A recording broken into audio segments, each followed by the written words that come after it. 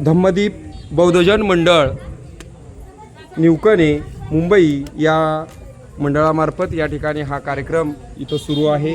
या कार्यक्रमासाठी प्रमुख मान्यवर ठेवायचं।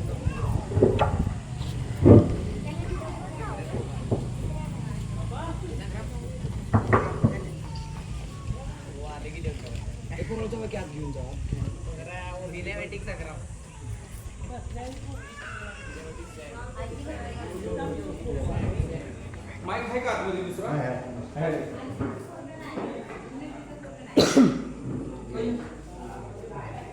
हायलाइट आहे या की या मंडळाचे सर्व कार्यकर्ते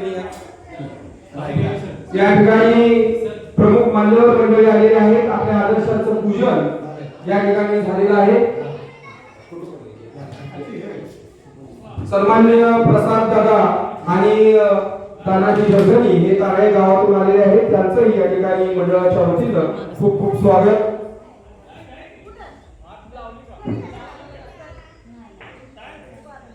फोटो काढून घे बघा हे जरी ह्याच्यात काढ इथून बी फोटो तुला काढायची सिस्टीम आहे। तुला माहित आहे का की तसं बटन दाबलं ना की फोटो निघतो व्हिडिओ होतो चालू।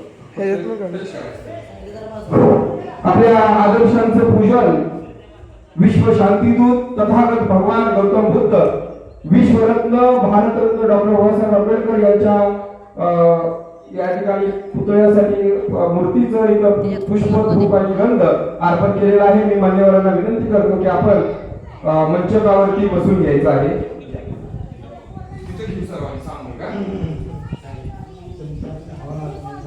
चालू घ्या शूटिंग चालू आहे त्यामुळे व्यवस्थित करा ते लोक मागे तिथं स्टँड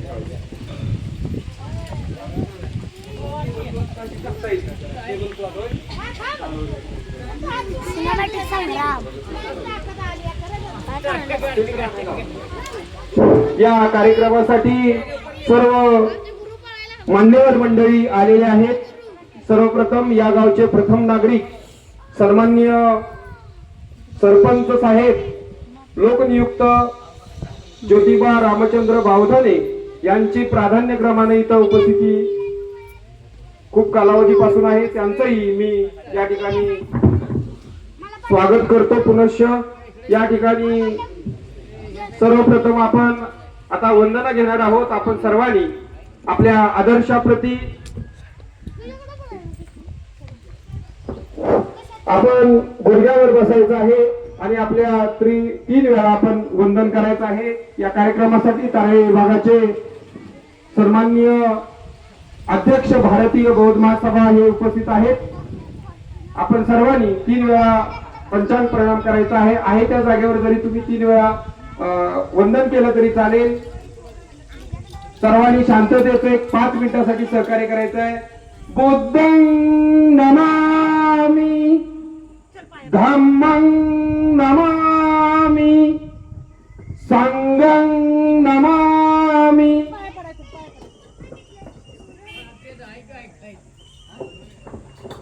सर्वांनी आहे त्या जागेवरती बसून घ्यायचं आहे आणि हात जोडायचे आहेत आणि वंदनेमध्ये सहभाग घ्यायचा आहे। सर्वांनी एका सुरात सर्वांनी एक साथ वंदना त्रिसरण आणि पंचशील हे मूळ पाली भाषेमध्ये आपण ग्रहण करायचं आहे। एक 5 मिनिटासाठी सर्वांनी वंदना होईपर्यंत सहकार्य करायचं आहे। त्यानंतर पुढील कार्यक्रम सुरू होईल। नमो तस्स भगवतो अरहतो सम्मा संबुद्धस्स। नमो तस्स भगवतो अरहतो सम्मा संबुद्धस्स। नमो तस्स भगवतो अरहतो सम्मा संबुद्धस्स। बुद्धं शरणं गच्छामि धम्मं शरणं गच्छामि संघं शरणं गच्छामि द्वितीयंपि बुद्धं शरणं गच्छामि द्वितीयंपि धम्मं शरणं गच्छामि द्वितीयम्पि संघं शरणं गच्छामि तृतीयम्पि बुद्धं शरणं गच्छामि तृतीयम्पि धम्मं शरणं गच्छामि तृतीयम्पि संघं शरणं गच्छामि पानातिपाता वैरमणि सिक्खापदं समादयामि अजिन्यदाना वैरमणि सिक्खापदं समादयामि कामेषु मिच्छाचारा वैरमणि सिक्खापदं समादयामि मुसावादा वैरमणि सिक्खापदं समादयामि सुरामेरयमज्जपमादठाना वैरमणि सिक्खापदं समादयामि साधु साधु साधु। यानंतर पूजा थोडक्यात होत आहे। वनगंधं गुणोपेतं पेतं कुसुम संतती पूजयामि मुनिन्दसा श्रीपाद सरोरुहे पूजेमि बुद्धं कुसुमेन पूयेन मेतेन लभामि मोक्षं पुष्पं मिलायति यथा इदं मे कायो तथा याति विनाशभाव गणसारपदीतेन दीपेन तमधंसिना तिलोकदीपं सम्बुद्धं पूजयामि तमोनुदं सुगन्धिकाय वदनं अनन्तगुणगन्धिना सुगन्धिनः गन्धेन पूजयामि तथागत बुद्धधम्मं स संग सुगततनुभव धावतो धातुगर्भे लंकाय जम्बूदीपे तिदसपुरवरे नागलोके च धूपे सबे बुद्धा सबिंबे सकल दस दिसे केसलोमादि धातु वंदे सबेपि बुद्ध दसवल तनुज बोधि चेतियं नमामि वंदामि चेतियं सब्बटानेषु पठित शारीरिक धातु महाबोधि बुद्ध रूपं सकलं सदा सकल बीजं विदुर्जानं देव रूपं सुजीवं निमल चक्षु गभीर घोषं गौरवर्णं सुकायं अभय चित्तं निभय कामं सुरत धम्मं सुपेमं विरदरजं सुजननेतं भीमरावं सरामि भीमरावं सरामि दिव्य प्रभरत्न तू साधु वरदान तू आद्य कुलभूष तू भीमराजा सकल विद्यापती ज्ञान सत्संगती शास्त्र शासनमती बुद्धी पंकजा नरवर रक्त सुजन उतारा भगवंता उतारा भक्तकाजा चौदार संगरी शस्त्र धरिता करी कांबला हरी उरी रौद्र रूपा मुक्तिपथ कोणता जीर्ण स्मृती जायता उजाईला गतिका मार्ग साजा राष्ट्र घटना कृती शोभते भारती महामानव बोलती सार्थ संज्ञा शरण बुद्धासमी शरण धम्मासमी शरण संघासमी भीमराजा भीमराजा भीमराजा। या ठिकाणी आपण वंदना सामूहिक ग्रहण केलेले आहे। यानंतर आपण आपल्या या कार्यक्रमासाठी जे प्रमुख मान्यवर इथं आलेले आहेत त्यांचं या ठिकाणी आपण मनोगत ऐकणार आहोत आणि खरोखर लांबून बारावी भागातून आपल्या विभागातून आलेले बरेचसे कार्यकर्ते मंडळी इथं आलेले आहेत। या सर्वांचं पुन्हा एकदा आपल्या धम्मदीप बौद्धजन मंडळ निवकणे मुंबई रजिस्टर असणारे हे मंडळ या ठिकाणी या मंडळासाठी खूप तिथले कार्यकर्ते श्रम घेत असतात। अध्यक्ष असतील उपाध्यक्ष असतील खरोखर या सर्वांच्या वतीनं सदस्यांच्या सल्लागार मंडळी किंवा जे बौद्ध उपासक आहेत या सर्वांच्या वतीनं दरवर्षी सरपंच साहेब वेगवेगळे कार्यक्रम होत असतात। प्राधान्यक्रमाने मी नामोल्लेख करू इच्छितो की एकदा तर अंधश्रद्धा निर्मूलन समिती की अंधश्रद्धेमुळे किती समाजावर विपरीत परिणाम होतो आपण सर्वांनी सोशल मीडियावर किंवा टीव्ही बातम्या किंवा वर्तमानपत्रात ऐकला असेल तर तोही कार्यक्रम या धम्मदीप बौद्धजन मंडळाने घेतलेला होता। एक वर्षी किशोर दरपडे आलेले होते। त्याचबरोबर सर्व मुलांच्या वक्तृत्व स्पर्धा असं नाही की बौद्ध समाजाच्या सर्व धर्म म्हणजे जे मराठा समाज आहे हिंदू समाज आहे किंवा आपला मुस्लिम समाजातील बरीचशी मुलं इथं आपल्या इथं आलेली होती तर सर्व बहुजन समाजातील मुलांच्या वक्तृत्व स्पर्धा आपल्या मंडळाने घेतलेल्या होत्या। त्याचबरोबर प्रबोधनाचे कार्यक्रम शाहिरांचे पोवाडे ऑर्केस्ट्रा सम्राट गायन पार्टीचा सुद्धा इथं मोठा कार्यक्रम म्हणजे याही वर्षी वेगळा औचित्य म्हणून या मंडळानं एक नियोजन होम मिनिस्टर खेळ पैठणीचा दरवर्षी आपण वेगवेगळे कार्यक्रम घेत असतात त्याबद्दल पुनश्च संयोजकांचं, या मान्यवर मंडळी जे आता इथं उपस्थित आहेत त्या सर्वांच्या वतीने या मंडळाचं खूप खूप असं आभार. आणि यानंतर आपण या उपस्थितांचा आपण सत्कार घेणार आहोत आणि त्यानंतर अगोदर मनोगत घेऊया का? हा, तर थोडक्यात आपण इथं मनोगत व्यक्त करायचे आहेत. आपण बाबासाहेबांच्या जयंतीवरच मनोगत व्यक्त करायचं आहे.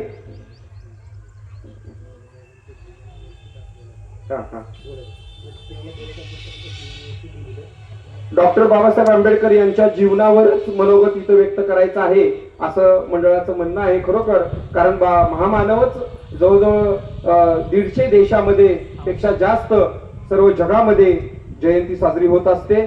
आणि हाच एक महामानव छत्रपती शिवाजी महाराज असतील. शिवाजी महाराजांची सुद्धा आज अक्षय तृतीया, मला वाटतं आज जयंती आहे. खरोखर त्यांनाही वंदन आपण करूया. त्याचबरोबर अनुताई वाघ यांचा सुद्धा आज जन्मदिन आहे. म्हणजे बरेचसे आज विशेष दिन आहेत. हिंदू धर्मातील अक्षय तृतीया नावाचा सण सुद्धा आज मोठ्या प्रमाणात साजरा होत आहे. तर सर्व धर्माचा आदर बाबासाहेबांनी राज्यघटनेमध्ये केलेला आहे, आपण सर्वांना ज्ञात आहे. तर मी मान्यवरांना विनंती करतो की आपल्या बाबासाहेबांच्या जीवनावरती आपण फक्त बोलायचं आहे असं मंडळाचं म्हणणं आहे. तर आपण या ठिकाणी मनोगत व्यक्त करावं. सर्वप्रथम आपल्या तारळी भागातील ज्येष्ठ आमचे सहकारी, आमचे मार्गदर्शक, नेहमी सतत त्यांचं तारळी भागामध्ये, तालुक्यामध्ये, जिल्ह्यामध्ये काम चालू असतं. खरोखर ते निवडे गावचे सुपुत्र आहेत आणि सामाजिक कार्यकर्ते म्हणून त्यांचं कार्य आपण पाहत असतो. तारळी भागामध्ये एक नवचैतन्य भारतीय बौद्ध महासभेला आलेले आहे. असे भारतीय बौद्ध महासभेचे मार्गदर्शक सन्माननीय बौद्धाचार्य सुद्धा आहेत, बरोबर ना? तर मी सन्माननीय आयुष्यमान जगन्नाथ सावंत दादा यांना मी विनंती करतो की आपण या जयंती उत्सवाच्या निमित्तानं आपण मनोगत व्यक्त करावं अशी विनंती करतो. आपला हा कार्यक्रम संपूर्ण रेकॉर्ड होत आहे आणि या कार्यक्रमाचं थेट प्रक्षेपण सुद्धा YouTube चॅनलवर पाहता येणार आहे. या कार्यक्रमासाठी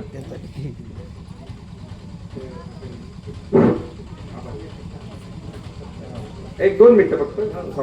तर आपल्या या कार्यक्रमासाठी आपले डिपार्टमेंटचे सर्व लोक आलेले आहेत. पोलीस प्रशासन, होमगार्ड प्रशासन इथं आलेलं आहे. तर धम्मदीप बौद्धजन मंडळ यांच्या वतीनं त्यांचं खूप खूप स्वागत. दरवर्षी ते नेहमी आपल्या बाबासाहेबांच्या जयंती उत्सव कार्यक्रमासाठी अभिवादन करण्यासाठी, मार्गदर्शन करण्यासाठी आणि सहकार्य करण्यासाठी येत असतात.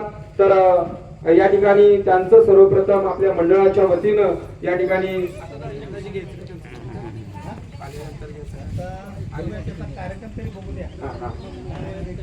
तर खरोखर दरवर्षी आपल्या या जयंती उत्सवाला नेहमी हे प्रशासन येत असतं आणि तेही वेळेत आलेलं आहे. त्यांचं धम्मदीप बौद्धजन मंडळ यांच्या वतीनं खूप खूप स्वागत. आपण सर्वांनी त्यांचं टाळ्या वाजवून स्वागत करूया. बघा, अतिशय सुंदर असं त्यांचं सहकार्य असतं. यात्रा गावची असते तर तेव्हा तर असतं, परंतु आपल्या महामानवाची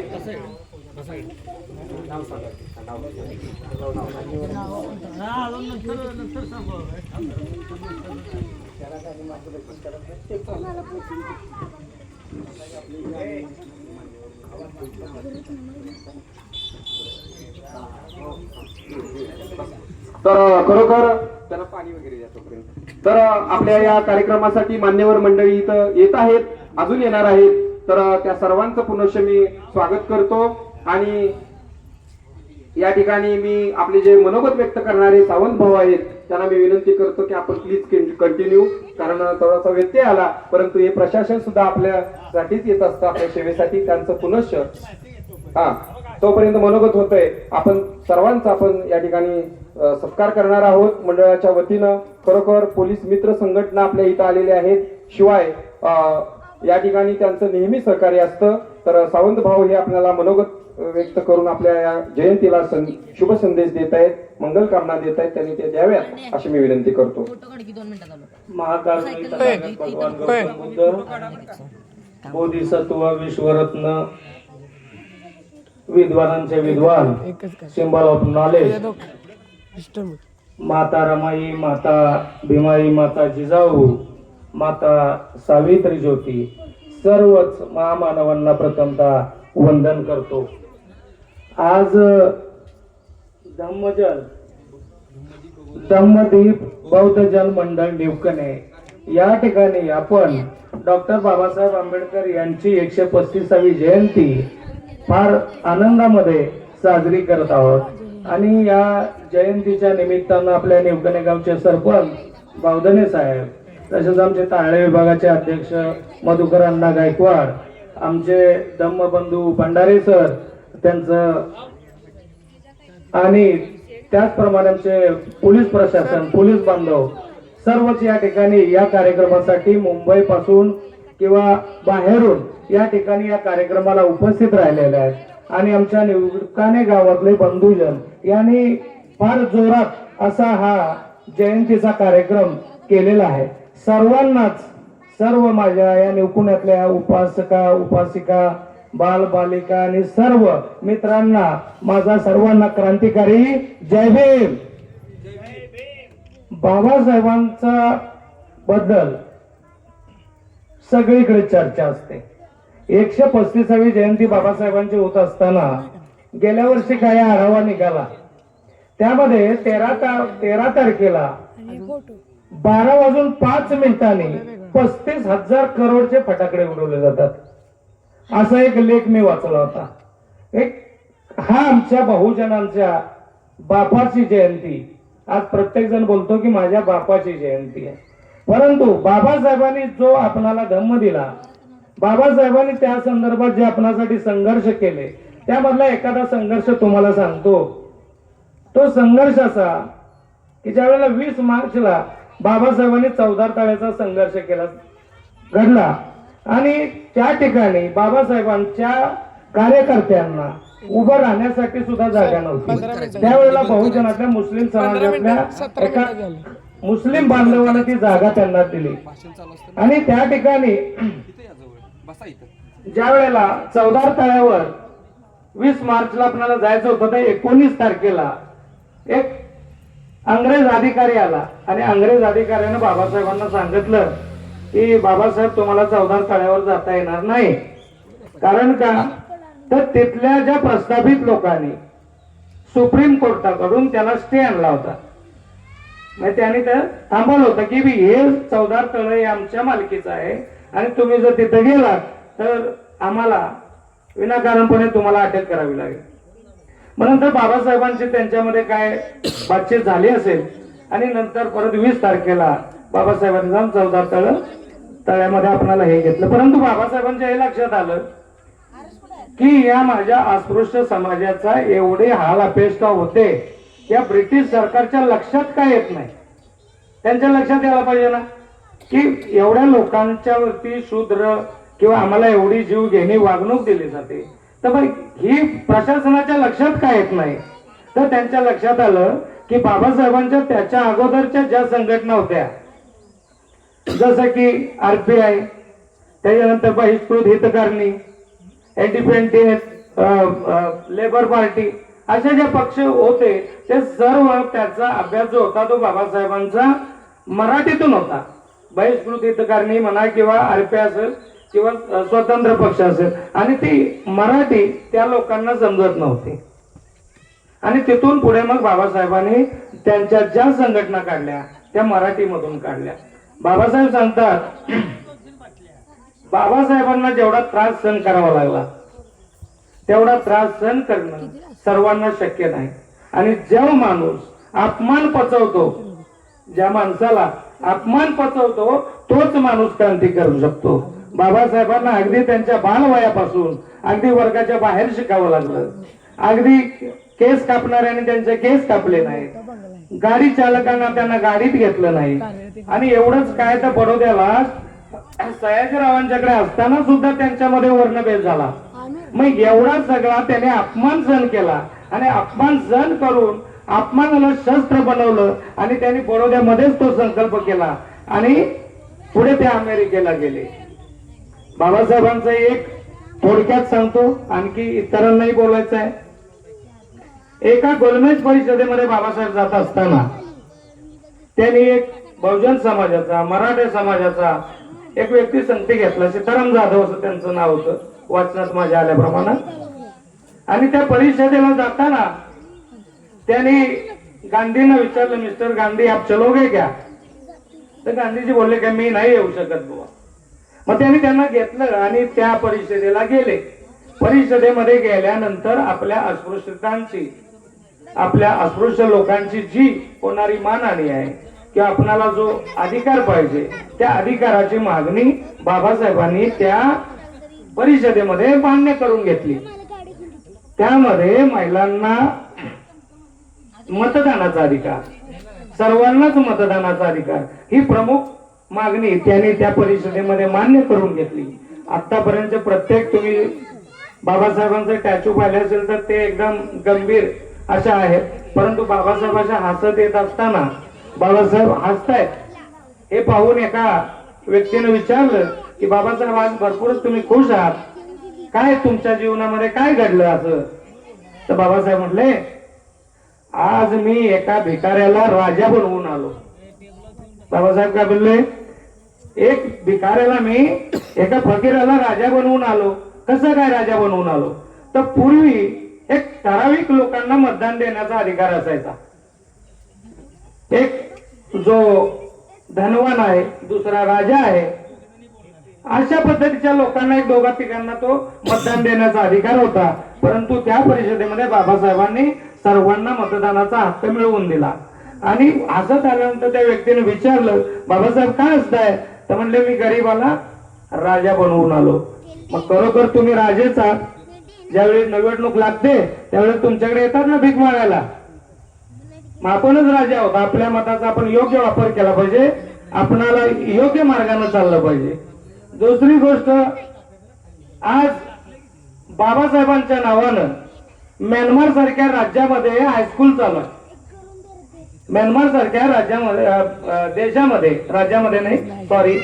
देशामध्ये बाबासाहेबांच्या नावानं स्कूल आहे. बाबासाहेबांनी ज्यावेळी लंडनला शिकत असताना त्यांनी इज अँड लॉ मधून त्यांनी बार एट लॉ ही पदवी त्यांनी घेतली. बाबासाहेबांनी जवळजवळ 32 पदव्या घेतल्यात, डिग्र्या घेतल्यात. त्यातल्या काय काय डिग्र्या आम्हाला वाचताही येत नाही. आणि 9 भाषेचं ज्ञान अवगत होतं बाबासाहेबांना. 9 भाषेमध्ये बाबासाहेब बोलत होते. 32 डिग्र्या घेतल्या होत्या, त्यातल्या काय थोड्याफार आम्हाला वाचताच येत नाही. आणि ज्यावेळी त्यांनी the school economic school of London, नाही का म्हणत सर, त्या स्कूल मध्ये शिकत असताना त्यांनी द प्रॉब्लेम ऑफ रुपीज नावाचा एक शोध प्रबंध लिहिला. सगळीकडे सांगितलं जातं, सर्वसामान्य लोक बोलतात की भारत ह्या सोन्याचा पंछी आहे, भारत ये सोने की चिड़िया है, बहुत लोगों ने लूट लिया लेकिन वैसे ही है. तर त्यामध्ये बाबासाहेबांनी द प्रॉब्लेम ऑफ रुपीज नावाचा एक शोध प्रबंध लिहिला. शोध प्रबंध लिहिल्यानंतर त्या शोध प्रबंधामध्ये 1 रुपयाचं त्यांच्या डॉलर मध्ये वर्जन केलं गेलं. 1 रुपयाची काय किंमत आहे त्या एका डॉलरला, आणि त्याच्या आधारावर आजची जी आपली RBI म्हणजे भारतीय रिझर्व्ह बँक या कंपनीची स्थापना झाली, या बँकेची स्थापना झाली. आणि आज आपला भारत देश हा 1 नंबर मध्ये ओळखला जातो. बाबासाहेबांनी एका पुस्तकामध्ये म्हणलेलं आहे, तुम्ही किती डिग्री घ्या, तुम्ही किती शिका, तुम्हाला अपमान पचवता आला पाहिजे. आणि तुमच्यामध्ये जर परिवर्तन होणार नसेल, तुमच्या विचारात बदल होणार नसेल, तर तुम्ही एवढ्या डिग्र्या घेऊन, तुमचं एवढं शिक्षण होऊन तुमचा काही उपयोग नाही. जास्त न बोलता इतर मान्यवरांना व्यक्त व्हायचंय. इथल्या संयोजक मित्रांनी जो मला बोलण्याचा वेळ दिला त्याबद्दल मी त्यांचा धन्यवाद करतो आणि माझे 2 शब्द थांबवतो आणि पुन्हा एकदा तुम्हाला सर्वांना क्रांतिकारी जय भीम करतो. जय भीम. जय भीम. अतिशय जगन्नाथ सावंत